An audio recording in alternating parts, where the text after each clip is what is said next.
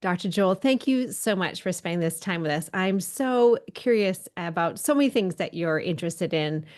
A couple of the things that really I admire about you, Joel. You were born and raised in Toronto, in Canada, and now you live in Los Angeles. So you're really bringing that both of the best of both cultures, Mhm. right? And so you really are, bringing North America, as well as you have a training in conventional medicine, but then you also bringing in your expertise in pediatric integrative practice. So you've got that balance. So what I hear from a lot of your work is this idea of balance. Would you agree, right? And so, Definitely. Yeah. I mean, yes, I think that's so important.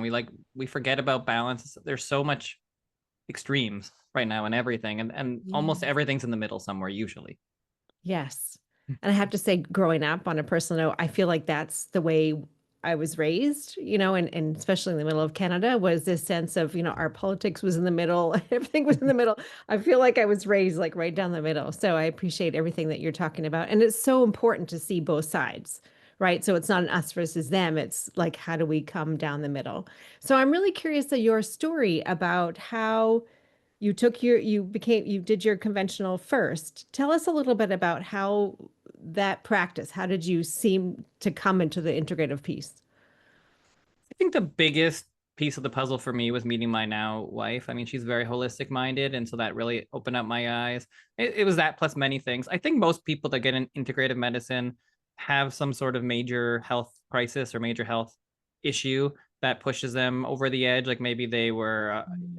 going through the conventional medical system and didn't help them. And so they needed something to help them get better. That's not really my story. For me, it's just more, I think, meeting my wife. She's more open-minded. She's more holistic minded. So it opened up my mind because I'm pretty open-minded, and just going through training and having questions and really seeing kids getting Mm. sicker and sicker and not having answers, and sometimes seeing people go outside of the Western system and get better, and then just being like, all right, well, like, what is this? Like, why is somebody going to a naturopath and getting better when medicine told them that they were going to have this medication for life? So it really just opened up my eyes to that, and made me interested to start learning natural medicine and integrated medicine as well. And I say this every time I speak. I'm not against Western medicine at all. I think there's a lot of amazing things that we do in medicine.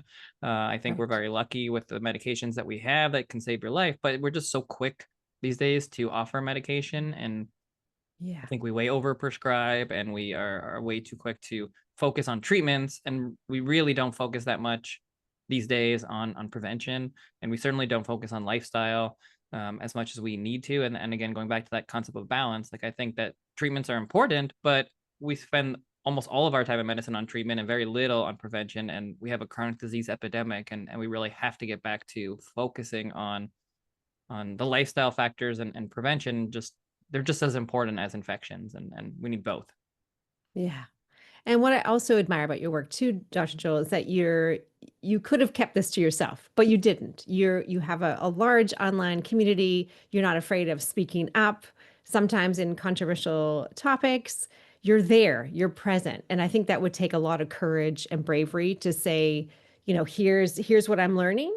Here's this side and here's this side. You choose, right? The positive, negatives, pros, cons. Here's what the research is saying, right? So that's how you taking that holistic point of view.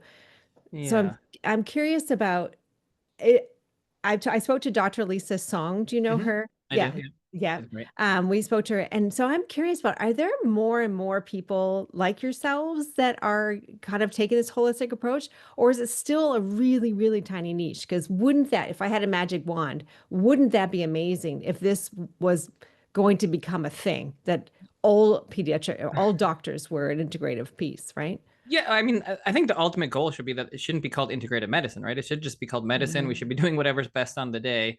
But we get a specific training in modern medicine, and so that's what most people do. And we don't learn about a lot of this other stuff. I think if it was part of the training, then more people would do it. And there's a lot of like integrated medicine means a lot of things to a lot of people, but it doesn't have to be woo woo in any way. It could be. You can do some pretty out there things if you want to, but there's nothing that woo woo about lifestyle and healthy Mm. eating and decreasing your stress and focusing on exercise. Like nothing was obviously woo woo about that. And so those things could be woven into medical training, but it's just not a big part of what we have been taught or what we're focused on. Like Dr. Song was really one of the first.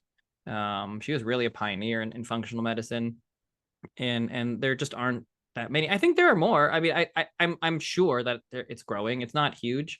There are not a lot of people doing it, but there definitely is a lot more. There are a lot more people reaching out to me, a lot more people that are excited to talk about this. I think for sure with the pandemic, like for me, many people, it kind of pushed them over the edge to open up their eyes a little bit to what's going on and maybe be a little bit more skeptical of some things. And that's the way that I am, and that's what led me to write a book about vaccines. Like I never talked about vaccines, talked about bravery, but the the climate has changed, the environment has changed. I think it's a little bit easier to be open about some of these topics now. It's a lot easier than it was 6 months ago, and I would never have even thought about writing a vaccine book 5 years ago, and I really felt like I needed to um, last year, and so that's really why I put it together and really wanted to write something not pro-vax or anti-vax, because I don't think that makes sense. Like I think we need to have discussions and nuance. I'm not against vaccines. We give vaccines in our office. I just feel like people shouldn't be forced to do things. I think we should be discussing the research and the data and talking about it openly and honestly and going through the big questions and trying to have a nuanced discussion about all these things, vaccines and everything else. But there shouldn't be a topic you can't talk about, especially not vaccines. It doesn't make any sense. Like we should be able to talk about it. People have questions and concerns, and they want to be addressed. And so that's what I wanted to do. I wanted to write down what the information was and do a deep dive into it, because I'm getting those questions all the time. I mean, that's what people reach out to me every single day with vaccine questions and what I talk about in the office. But I shouldn't have to only talk about it in the office. We should be able to talk about it openly and try to find the best, most effective, safest products possible. There's nothing controversial about that. Like we don't have the best products we're ever going to have in humanity. They can be better. They can be safer. We can have more. We can have fewer. I don't know what the best answers are, but I do know if we ask questions, we could have better, safer products. If we can't talk about it, then we can't. Right. I love it. What has been what have you been curious about or surprised about running this online community of families asking Um, questions? I've been, Or yeah, I've been surprised about how many people want to know about vaccines and how polarizing that topic became. It was like almost the most polarizing, crazy topic over the last few years, certainly in health. I think that's very surprising. I've been very surprised to see how many people have been kicked out of doctors' offices for asking questions, have felt like they can't even talk to their doctors anymore, have felt like they can't trust anything in science or medicine anymore. I mean, that's just not a good place to be. We're all on the same team. Like doctors and patients are on the same team. We're all trying to work towards health. Maybe we don't always agree on every single thing, but at the end of the day, our focus is on, if you're a pediatrician, it's on kids' health. And Mm, it seems like it's almost become an us versus them, or there are two sides, and like realistically there is a two sides. It's like us versus big pharma or big companies, in terms of profit versus health. And I think we need to unite back, but right now it just seems like there's so much division and so much yeah. anger, and I hope that through talking about it, it will help to bring people back together, because I think most people agree on most things. They really do. It's just Mm, some issues that people don't agree on, but for the most part I think we agree. And so if we just yeah. talk about those things, we can kind of build bridges from there. Yeah. Right. And I'm thinking about one of the things that you talk a lot about is children with autism, and especially neurodivergent children, looking at some of these lifestyle practices that you're talking about, right? So, what have you studied and what have you found and what have you used in your practice that you've used to support children with autism? I have a child with autism myself, so I'm so curious about how you support these children sort of in their emotional, social, emotional, physical well-being, which is hard to parent a child on the spectrum, right? For lots of Yeah. different reasons. But what are you finding? Yeah, I mean, even just taking a step back, we're talking about controversy, and there's nothing almost more controversial than autism. Certainly, vaccines and autism, but just the entire autism discussion in general. It's we don't even have an agreement upon whether it's happening more. Right? I think that's like the first step. Like we have to sit back. We have to be able to have nuanced discussions. We have to be able to talk about it, because you have data from 50 years ago. We're talking like 1 in 10,000, and then you go to around 2000 where it's like 1 in 150, and then you go to now where it's 1 in 31 and 1 in 12.5 boys in California. I mean, that's a staggering increase over just a few decades, and Mhm. absolutely a part of it is that we're more aware of it. Absolutely a part of it is that we're better at diagnosis. There's no question about it. I mean, there are many adults that that didn't never got the diagnosis because it wasn't something we were thinking about back then, and they get the diagnosis when they're older. And so, yeah, I think we have a big increase because of that. But that to me doesn't in any way explain all of what we're seeing. I think almost anybody that works with kids with autism, they're seeing it more. They're seeing more severe cases of autism. And you know, you certainly, if you look around California, there aren't 1 in 12.5 adult males with autism. Like, that's just not the statistics. So I think it's both. And I think you can have a nuanced conversation that it can be both. We're seeing much more severe autism in kids, like 25-30% of kids with very severe autism. And so you have this argument off the bat of individuals saying, no, it's just happening more. It's just we're just better diagnosis. Sorry, it's just better diagnosis. And other people say it's happening more, and we can't even come to agreement that it could be both. And they're like, well, we don't need help. We don't need anything. We don't need to be labeled. And for some people with autism, they do fantastically well. That is absolutely true. Some people are highly intelligent, much more intelligent than the average, non autistic individual. That is very true. And there are some adults that have the diagnosis of autism that function perfectly normally and do great. That's wonderful, but that's not everybody. It's just not everybody. There are so many families that are struggling and so many kids with very severe autism, and they want help. They want solutions. They want answers. They want support. They want to help symptoms or make their lifestyle easier or better. And that can also be true. So both of these things can be true at the same time. And we can support the families that want the support, and the other families that are doing great. Wonderful.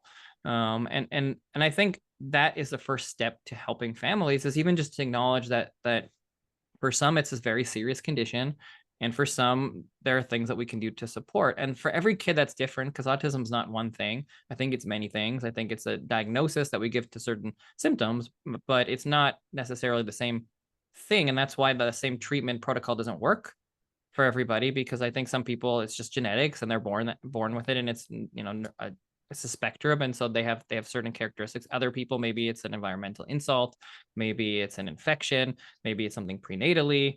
I think it's many things. And so that's why for some kids, if they go through protocols with someone who works on autism and does a natural healing protocol, you see the symptoms vastly improve. Some kids lose their autism diagnosis as they get older. Other kids, you can do everything under the sun, it doesn't make any difference. And I think that's why, because there's such a difference in genetics.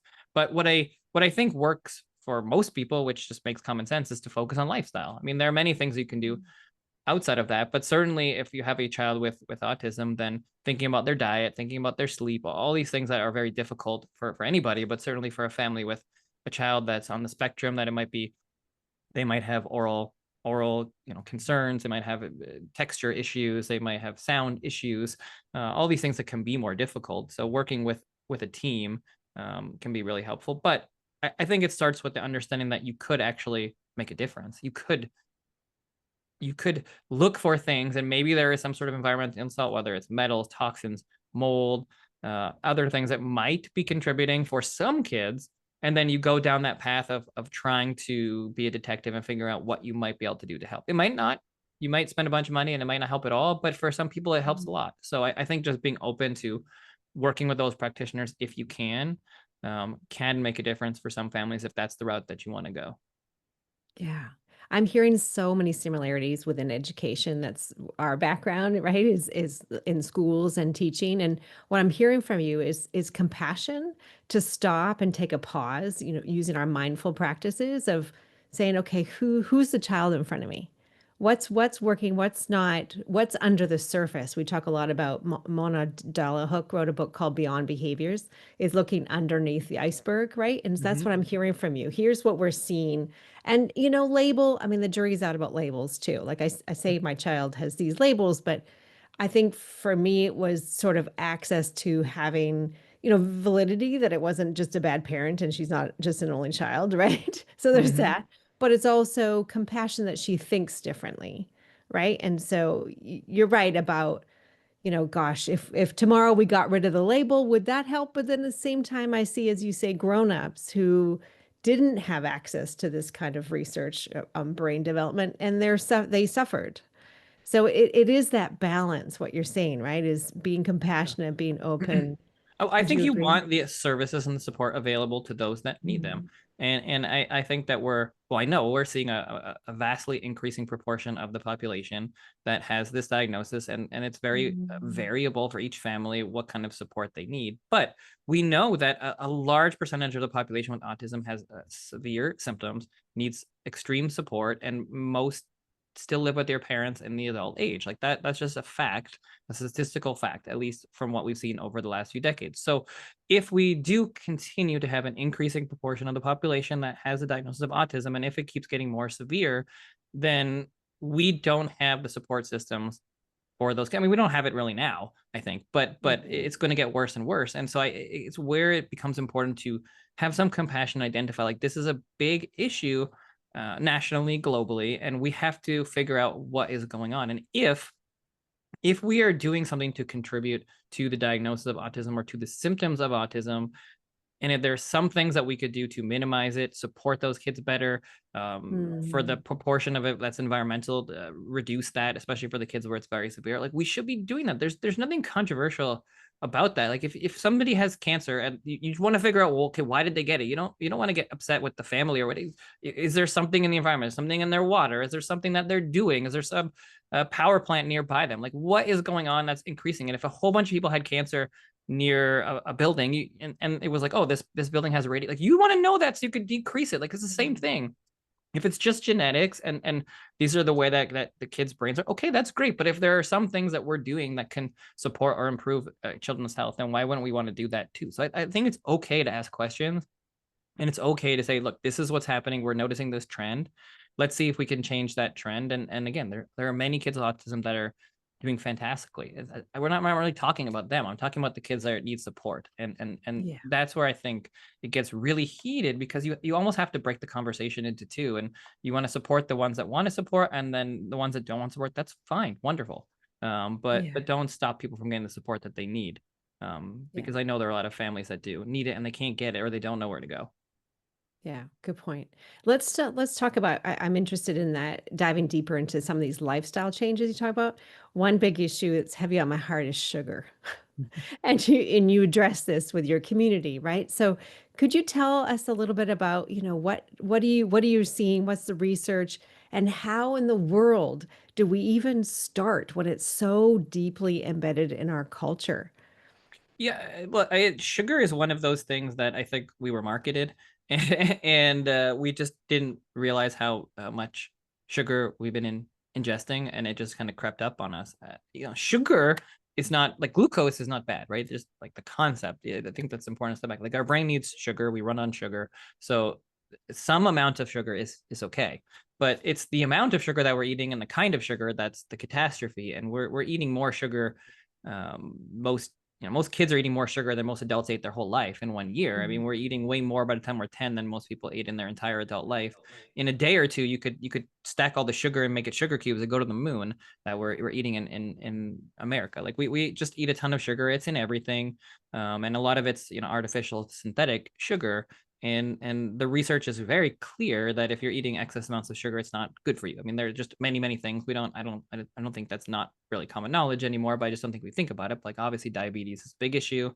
It affects your glucose control. You get bad sugar spikes. It affects your mood, your energy. It also affects your immune system. There are many studies that show that your white blood cell function goes down from high levels of sugar. So it's quite a massive impact when you have these massive sugar spikes, and our food is just packed with it. So I think it's a key factor for parents to think about when they're making purchases. Like you have to flip over, you have to read the label for everything, but certainly sugar should be one of the Mhm. first things that you look at.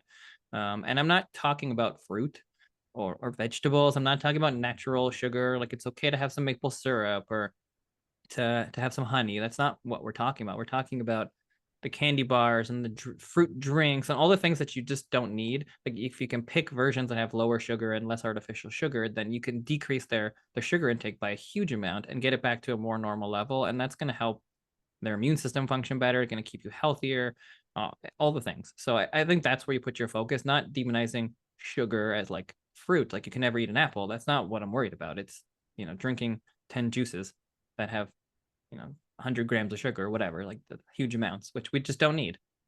Right, right. And I think it's the issue there is that collective action, right? So you could be a family who reads the labels, who is interested in it, but your child is out there in the world, right? And so every birthday party at school, everywhere. Now my daughter's 14, so now she's out shopping with her friends and they're at Starbucks. Every drink is just like syrup. So I think that's the Right. tricky part, is that collective action. How do we as a community stand up and say enough? Yeah, and I think that's just a great point, because there are two kind of tracks that you have to follow there. There's like your own family, and then there's the community, right? And I think that we don't necessarily have control over everything. So what we do have to make sure is we control what we can control, especially as kids are younger. They're not shopping. So you make sure the purchases are the good purchases. You buy the best things that you can afford. You minimize the sugar as much as you can, and you control most of it. It's not about never eating a piece of cake or never eating something at a party. That's not what I'm worried about. If you eat really healthy Yes. ish at home and you go have to a party and they eat a piece of cake or whatever, fine, so be it. That's not going to be the end of the world. But it's cumulative, it adds up. And if you're eating a ton of it at home and you're taking kids out to a bunch of places where they're getting a bunch of sugary food and then they're going to parties and eating even more, it adds up over the years. And I think that's the issue. Then the bigger issue is obviously the community and just the policies, and that's something else that needs to change. And I do think for the first time we're actually talking about it, so that's a good thing. But it's of course a very, very big problem.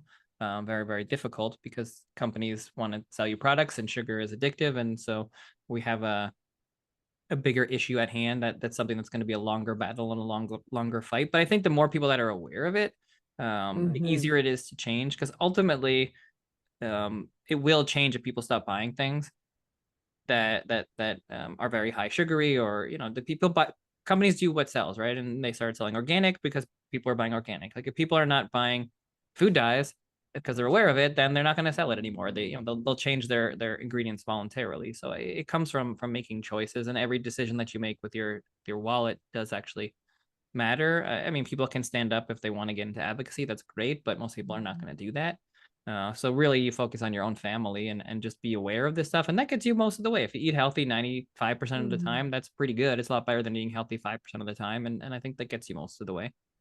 Yeah, that's why your work is so important, right? Is that you're not afraid to stand up to the community and share the research and share the knowledge. And I've heard you say too that it's just as important, 5%, right? This is not about overhauling your entire life, right? Because there's so many things on our plate as parents about all the things we have to do. But I love that. Just 5% different. Can you reduce your sugar by 5%, right? Yeah, anything. I mean, any difference, any change in a positive direction is good. It starts to add up over time. Every little decision matters. And I think even if you just start today from, okay, I'm going to be conscious, because a lot of us are just not, we're just not even conscious about health. Like it just wasn't on our radar for so long. We were marketed to, and we wanted cheaper, faster, easier. And you just didn't make purchasing decisions about health. Like you didn't think about it. You're like, oh, I want to get that fancy box. Oh, that's got a cool cartoon. I'll give that to my kids.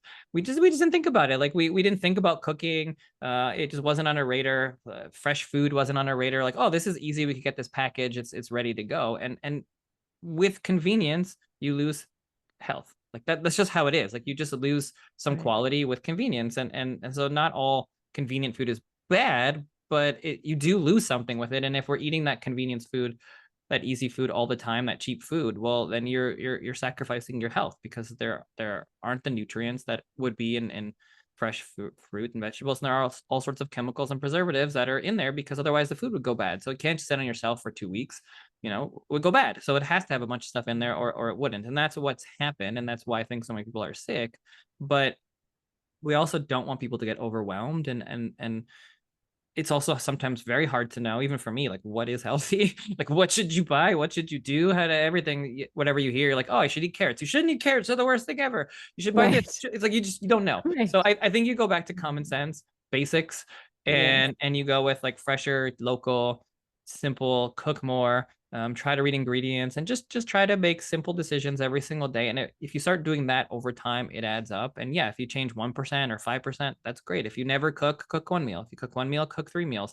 Whatever you can do to kind of move the needle back to what we did forever as humans, and the things that we've changed over the last 20 years. I mean, we have to have some humility in medicine, right? Like Yeah. It's not everything we do is bad. We used to live to our 40. We lived to, our 70 on average. So that's good. But we're the first generation where life expectancy started going back down. Kids are potentially going to die younger than their parents, and we're living less healthy lives overall than our parents did. So that's a bad thing. Like that's never happened before. So I Yeah. think we need to have some humility, say some things we did are good, but some of the things we did over the last 20 years maybe aren't so good. And we need to look at like, okay, what have we done? And let's find, again, some balance there. And maybe some of the food choices we're making and the exercise that we're not doing and the convenience, because we can drive everywhere and we can be on our computers and we can be on our phones. Like maybe not all of this is very good for our health. Of course, it's not, right? You don't Mm. need a study to tell you that. I mean, if you're not moving, that's not good for you. If you're not eating fresh food, it's not good for you. Eating one cake is not going to kill you, but if that's what you're eating every day, it's not good for you. Just think about a plant. They need water and sun. If you give them Yeah. crappy water, they're not going to do well. Like that's we're the same thing.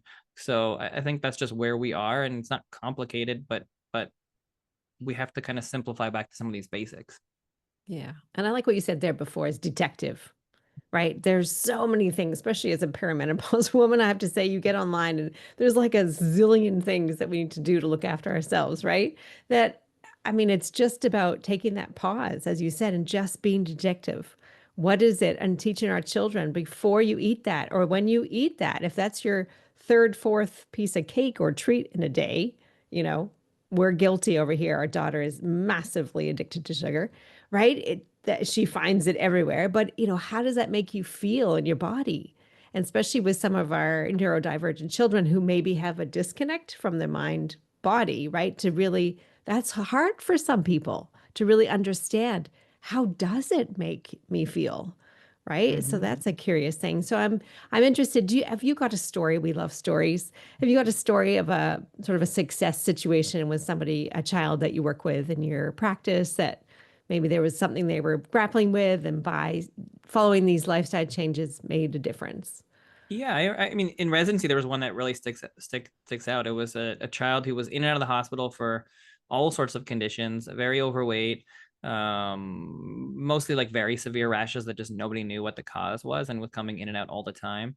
And I happened to be on that child's team this one time that he was in the hospital, and I had mentioned on rounds when we were talking about it, like, hey, um, has anyone talked about diet? Like this kid had like sugary snacks everywhere in the room, and has anyone talked about this? And like, everyone kind of brushed it off and was like, we're not here to talk about that.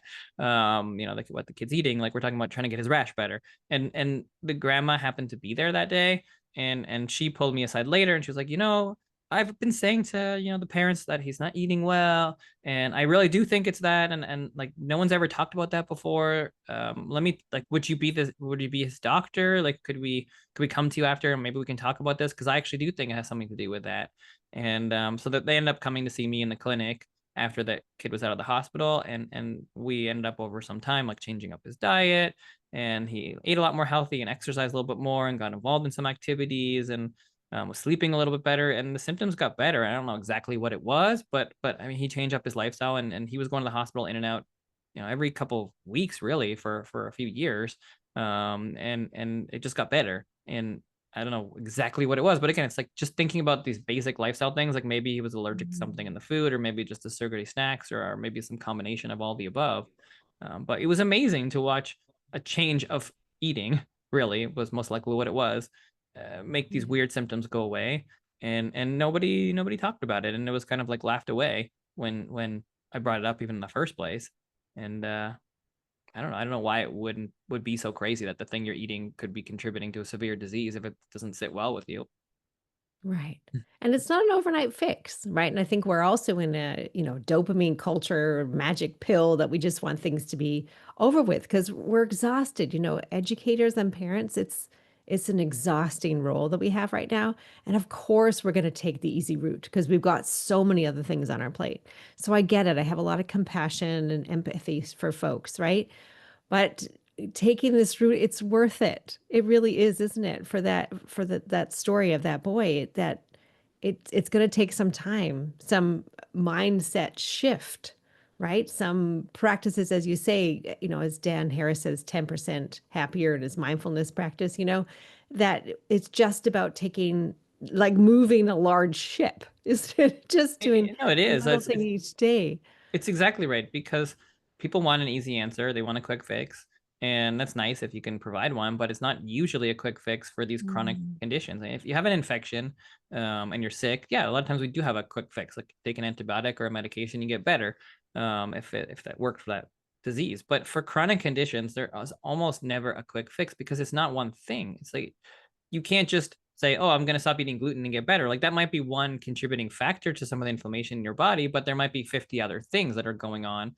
And so it's kind of peeling back the layers and removing one thing after another thing and then getting a little healthier. And then eventually like you get back to a place where your body's a little bit more in balance. Like that is what you see more often. It takes, if you're getting sick over 10 years, it's not necessarily going to get better in 3 weeks. Like it might take a few years for your body to really get back into balance. Or sometimes it's just a detective and you have to think through things because there's, you know, you go to the doctor and you talk to them for 20 minutes, like they don't know. So you as a parent, you have to think like, okay, what am I doing? Where am I going? What am I spraying? What am I eating? And sometimes it takes parents like 3 years till they figure it out, or 2 years. I've had Mm. that happen too. Like some of my job for parents is not figuring it out, but it's helping them to figure it out because I'm not there with you at home. And so you just have to be thinking, okay, like what could be contributing to this rash that keeps coming back? Well, I don't know. But if you start like it Mm. starts to get better and then you're like, oh, the rash got worse. Okay, what did I do today? Where did I go? What did we do last day? Because sometimes I've seen it be things like, you know, after he stopped going to this daycare class, it got better. And then I realized, oh, they were spraying this chemical spray on the chairs and for cleaner. And then there was one day where they sprayed it where I was there and he like broke out in a rash right away. And I recognized like that's what it was. Where other kid like, oh, every Yeah. time we go to this playground and park, seems like they get weird symptoms, and then they realize like, oh, it's being sprayed in some pesticide that doesn't sit well with them or whatever. So it's not always obvious, and there's a million tests you could theoretically run, but most of them are not going to be helpful. It's really just thinking about things, going through it, and that can take a while because it's not always obvious what is the big triggers. But if you can Mm. be patient and be a detective, then a lot of times people can figure out some of these big triggers, and it can make a huge difference to symptoms. I mean, what you're talking about, Dr. Joel, is a complete transformation in the way that this doctor visit happens, right? You're no longer being the, end all and be all, and people are coming to you with the final answers, but you're creating this space of facilitation that you become one person on their support team and having a more collaborative approach. I mean, that's phenomenal, Yeah, and I right? think that's the way it has to be for chronic disease because Yeah. you, at least in the current model, there just isn't time. There just isn't time Yeah. to do what Right. you need to do. I mean, if you have the financial means to go to some, private practitioner or a naturopathic practitioner or whatever that can sit with you for 2 hours, they might be able to go through this and help you unpack those kinds of things. But if you're going to be in a doctor's office for 3 minutes, you're really not going to be able to. So, I mean, for me, I have like a happy medium. I have like kind of a mixed practice, so I have more time, but not like 3 hours. So yeah, but I think in the day still it doesn't matter. Like a collaborative approach makes the most sense. That's what medicine's supposed to be. Yeah, Mm. you go to your doctor because you want to make sure that if your kid has some sort of serious thing that they can identify it, they can give you medication. But for all these other things that are more chronic, it's a partnership. It really is. And Yeah. and a lot of the work is not coming from the doctor. Like you're not buying the Mm. food, you're not going for the walks, you're not decreasing the stress. You're just helping people identify that those could be triggers, and they got to work on it themselves. Yeah, I love it. That's amazing. Looking at all the cases that you're working with, is there a sort of a common thread? Like if there's one thing you see more often than not is super helpful for children? Oh, helpful for children. Yeah, changing your diet. That's the most common thing. Like just Yeah. focusing and going back to fresh food and cooking more. That Mhm. has and that's just not me saying it. I mean that's I think unanimous across anyone that does any sort of natural medicine. A focus on food and getting back to basics and cooking more and getting local produce, and that seems to above anything else really have the most bang for your buck. And Mm. it beats out medicine most of the time. Most Yeah, in that's most even most amazing. research studies, like for example, depression studies, anxiety studies, exercise Mhm. beats out medication almost every time. And it's not to say that medicine doesn't have a role. Certainly in some sort of severe episode it can be very helpful, but Yeah. almost every study you do better if you just exercise versus taking a medication. So the fact that you don't get a prescription for exercise along with your prescription for an antidepressant or an anti-anxiety medicine is ridiculous, because that's not what the science says. The science says you should be exercising. Yeah. which, I mean, that's, again, it's not rocket science. We know that you move, it's good for you. So Right. if you're having to have a pill, you should also have to move. Yeah, I love that. And I think there's an app. My daughter and I went to a fermented foods class recently from a Mhm. farmer. And again, I totally acknowledge that I want to do this. It sounds amazing, but there's a bit of effort. You got to get certain jars and you got to, Oh we're yeah. trying to grow our own cucumbers and, it's going to take some time. It's like a summer project. So I know that everything's not just an overnight fix, but I think there's also an app. Have you heard of an app that tells you where all the fresh food farmers market? Have you heard about this? I don't know that one, but I mean, yeah, there are a bunch of, I mean, there's so many good Yeah, apps. There are right. so many things, but we're lucky now. I mean, there are more farmers markets, there's more fresh food, so we have more options than we ever had before. But again, that's another one of those big problems, right? Because it's not just so simple for everybody. You can't just go hop over to a Yeah. farmer's market. You can't just get fresh food everywhere. And that's a big problem. I mean, we have to change that at schools. Every school needs access to fresh food. Every school needs access to a Yes. farm. Yeah. Every community needs access to fresh food, and like, it has to be available, and it has to be the same price or cheaper. It can't be super cheap for the crappy food and really expensive for the good food. That's just not practical on large scales. So those are, policy issues and other things that have to be addressed and are, I think, really important to address in the long run of trying to decrease the subsidies to the cheap food and increase the subsidies to the better food, and make it available to everybody. I think that's ultimately the goal for us to get healthier. That's what it's going to Yeah. take. But in the short term, that you're going to have to search it out yourself, and hopefully, if you're living somewhere, you live somewhere near-ish to some healthier food, and you do make that trek. You do go, and luckily also with the internet, you can actually just order things from boxes and get things from farms. So even if you live somewhere more remote, you still have some access to like getting a farm box and things like that most places. So that's always an option too. And it doesn't always have to be more expensive. Some of these things aren't actually super expensive. You just always can't get exactly what you want, but you can get whatever's fresh, and it can be cheaper because you cut out the middleman if you just order straight from a farm, Yeah. which these things exist. Awesome. Thank you so much. You've been so generous. As a parting gift to us all, what is sort of your advice for families who are trying to kind of find this balance, the kind of this conflict between conventional and integrative? How do we navigate this world that we're in, this messy middle? I think the first thing is to not consider yourself woo woo, not consider yourself the weird person, because I think it's really fantastic to start asking questions and to be health conscious. I think there are more and more parents that are figuring this out, and we want our kids to be healthy, and there's nothing woo woo about this stuff about healthy eating and exercise. So I think it's okay to do that. I think you got to find your community and your spaces where people are doing this, but the more that people do it, the more that it becomes okay. And the perfect example is like cell phones, right? It was like really hard to get cell phones out of school because most people had them, and then as soon as enough people were started, as soon as enough people started to talk about it and complain about it, then now we're seeing schools that are changing their rules because it's no longer uncool to not have your phone. It's like, okay, we're not going to do this. So I think the same thing has to happen with food, has to happen with vaccines, has to happen with everything. Like, we have to be okay to ask questions about everything, to not feel like it's woo woo. If you have a question, it's not because you're a bad parent or an anti-vaxxer or a crazy woo woo shaman. It's because you want healthy food for your kids, or you want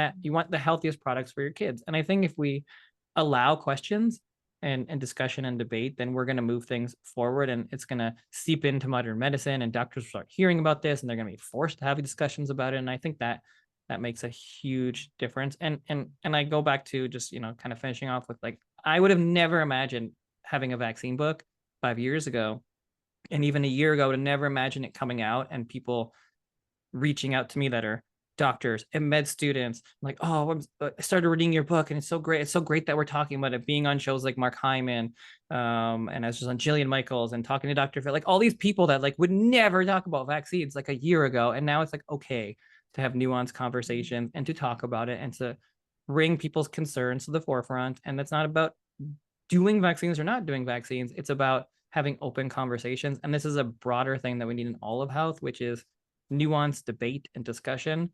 So that way we can have healthier kids, because we're going in the wrong direction and we need to turn the ship back.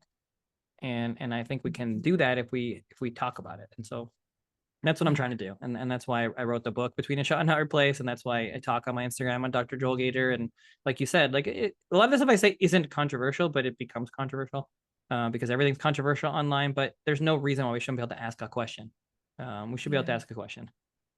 I love this so much. And I think that goes for a lot of these topics within education or, on all different perimenopause, women's health, like all these kinds of issues that we're going through is I love your stance. Find the middle ground, find the balance, hold space for asking questions. No one's wrong, no one's right. It's, science also, stories also, what's specific to you. Right. So, thank you so much for holding space for these conversations. So how can we find you? Tell us a little bit about how can we find you online and what's next for you? You've got this book launch and what are you excited about? Thanks. Yeah. So the easiest places to find me would be at Dr. Joel Gator on Instagram or X. You can find the book Between a Shot and a Hard Place on Amazon or theshotbook.com or anywhere you can get books. So that's kind of where to find me. And then in terms of what's next, I don't know. I mean, the vaccine book just came out, so I think things are kind of spiraling and growing, which is cool. We'll see. I'm not sure where this is going to take me right now, and I mean I've been more involved in some advocacy stuff, so I think that's kind of cool and fun. So I think a part of my career moving forward will be going on the bigger scale and trying to not just help people in the office, but to be a part of some of these bills. I mean, I have been a little bit, trying to be a part of some of these things that help kids and advocate for kids and help the politicians push bills forward and things like that that are good for our kids' health. So I think that will be maybe a part of what I do next. Yes. And you have also a book called Parenting at Your Child's Pace, right? Yeah, So there's yeah, that was the also, first, and that one's just like a more of a regular parenting book, I would say, like the big questions parents have in the first 3 years, but also with the integrative span. yeah, I love it. Thank you so much, Joel. So appreciate you. Good luck with everything. Thank you. Thanks for having me on.